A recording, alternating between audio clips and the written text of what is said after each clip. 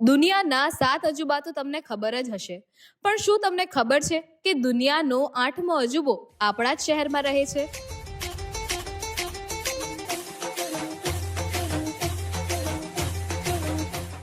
અમદાવાદ એક એવું શહેર જ્યાં જલેબી ફાફડા અને બહુ જ બધા ટ્રાફિકથી સવાર પડે છે, અને આ જલેબી જેવા ટ્રાફિક વચ્ચે જ રહે છે અમદાવાદનું મેઇન કેરેક્ટર.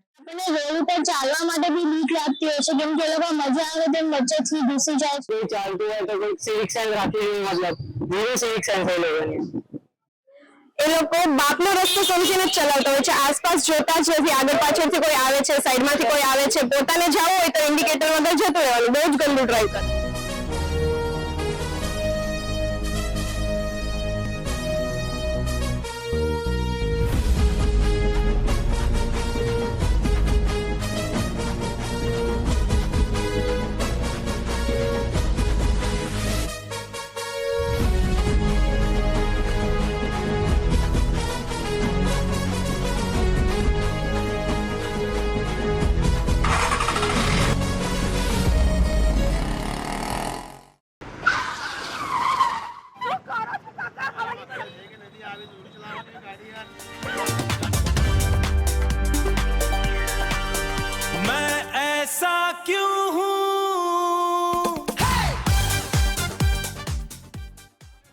રિક્ષાવાળા અમદાવાદના રસ્તાઓનો જીવ છે, પણ અમુક વાર એ જીવ અદ્ધર પણ કરી દે છે.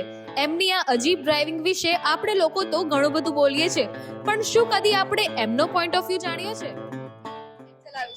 અમદાવાદના રિક્ષાવાળાઓની ચલાવવાની સ્ટાઇલ આટલી યુનિક કેમ છે? આમ ગોળ ગોળ ફેરવી zigzag લઈને ચલાવવાનું એમ તેમ. મજા આવે, સામે વાળાને બી જોઈને મજા આવે કે હું ચલાવું છું રિક્ષા. ત્યારે કોઈ એવી રીતે સવારથી કોઈ સારું નહીં હોય તો ચલો કોઈ ગર્લફ્રેન્ડ એની હોય અને વાત ના કરી એની વિશે વાત કરી દીધી હોય તો મૂડમાં આવી જાય તો ભાઈ પછી ગલી ખાતેમાંથી અને આપણા ટ્રાફિક જ એ રીતનું હોય છે તો આમ ઘૂસે જ જાય. એમાં રિક્ષાવાળા બી આવી જાય, ટુ વ્હીલર વાળા બી આવી જાય, બસોવાળા બી આવી જાય. ટોટલી કોઈ એવું નથી કે ફક્ત રિક્ષાવાળા. તમે જો ટુ વ્હીલર વાળા બી જયારે રોંગ સાઈડ માંથી ના નીકળવાનું હોય તો એમને જગ્યા મળે એટલે ત્યાંથી નીકળી જાય. બસ વાળો તમે જો સિગ્નલ ઉપર અમે ઉભા રહ્યા હોય, બસ વાળો લાલ બસ વાળો એસટી વાળો નીકળી જશે. એટલે એવું નથી कि रिक्शा वाला खराब चला. पीछे वालों को समझ में नहीं आती. हमारे वहाँ अहमदाबाद में लाइट हमारे हाथी काफी होता दिखाने के लिए. क्या लोगों को हाथ देखना पसंद है. અત્યારમાં અમદાવાદમાં ટ્રાફિકની સમસ્યા છે, બરાબર. ટ્રાફિકના લીધે અમે લોકો જેટલું બને એટલે પેસેન્જરને વહેલું પહોંચાડવાનું અમારું પ્રદર્શન હોય છે કે ભાઈ એમને વહેલું ને વહેલું. અમારે જે સ્ટાઇલ હોય ને ચક્કર મારવાની આમથી આમ ને આમથી આમ અમે લોકો કરીએ છીએ, અમે લોકો ચલાવીએ છીએ, બરાબર. તો બીજી વાત કે અમને લોકો જે કટ મારીએ છીએ ને તો અમને કોઈ નુકસાન કોઈને કરતા નથી. હા, આટલી જગ્યાએ પાછળ 100% તકલીફ થાય છે. અમદાવાદના આ F1 રેસર્સની ડ્રાઇવિંગ સ્ટાઇલ તો અલગ જ છે, પણ એમની મોજ મસ્તીમાં રહેવાની પર્સનાલિટીની તો વાત જ ના થાય. અમે મોજ મસ્તી કરવા માટે રિક્ષા ચલાવીએ છીએ. દૂરથી જોઈને ખબર પડી જાય આ પેસેન્જર બેસશે કે નહીં બેસશે. એવું કેમ પણ આમ કે પેલાને માથા ઉપર લખેલું હશે કે આ માણસ બેસશે કે ના બેસશે.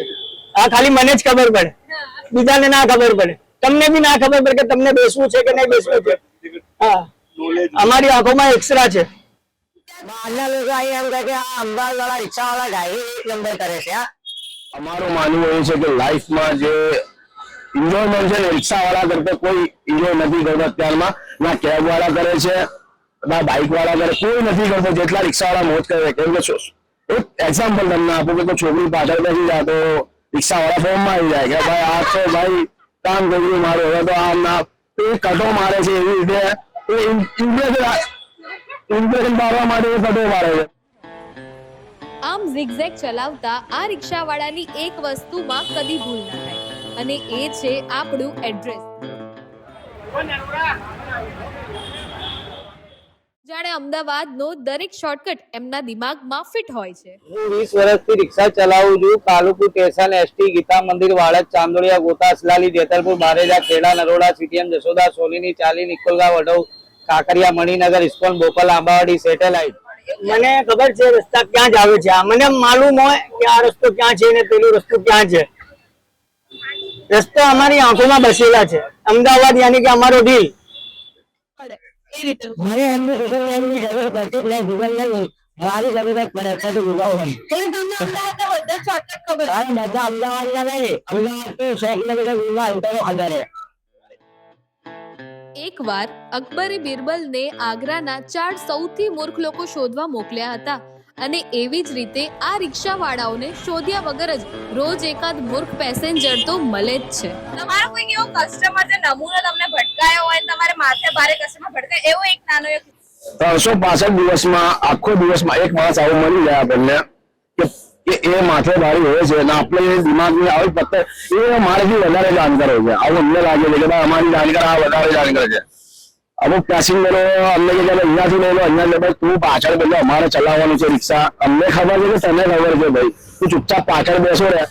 एक चाचा बैठे थे वो कॉमेडी थे पीछे से पूछते थे तुम्हारी शादी हो गई मैंने बोला नहीं क्यों बोले करनी है तो मैं नहीं बोले क्यों नहीं करनी अभी रिक्शा के अंदर 500 रुपए कमाता हूँ 2-3 हजार कमाऊंगा वो दिन कर लूंगा એવા માથા મારો કે કોઈ પહેર નહીં દેતા પણ રિક્ષા વાળો કોઈ ખાયા વાળો હોય રિક્ષા વાળા બીજા કોઈ આપણે વાગે ઘણી વખત મળે છે ઘણી વખત એવા કસ્ટમરો બી મળે છે કે ભાઈ જાવું વર્ષે જાય અને બદલાવે છે જાય. રિક્ષાવાળાઓની આ અતરંગી ડ્રાઇવિંગ સ્ટાઇલને આપણે કેટલું બી ક્રિટિસાઇઝ કરીએ પણ એ જ ઘણીવાર આપણા સંકટ સમયની સાંકળ બને છે. આ લીલી પીળી સવારી જરૂર પડે ત્યારે એમ્બ્યુલન્સનું કામ કરે અને ક્યારેક ભૂલા પડી ગયેલા લોકોને ઘરે પણ પહોંચાડે છે. સારા રિક્ષામાં તો મેડમ ઘણી વખત દવાખાના એવા કામકાજો હોય છે કે જયારે સાંકડી ગલીઓ હોય ત્યારે કોઈ મોટું સાધન મોટું વ્હીકલ જઈ નહીં શકતું તો ત્યારે ઘણા બધા રિક્ષાનો સહારો લે છે. વ્યક્તિની મદદ અહીંયા અમદાવાદ રેલવે સ્ટેશન પર ઘણા વ્યક્તિ આવે છે જેમના પર્સ ચોરી થઈ જાય છે ટિકિટના પૈસા નહીં હોતા બેગ ચોરી થઈ જાય છે એવા અમે અહીંયા રિક્ષાવાળા ઉઘરાણો કરીને એમના ટિકિટના જમવાનું પૈસા મુસાફરીના પૈસા કરી આપીએ છીએ.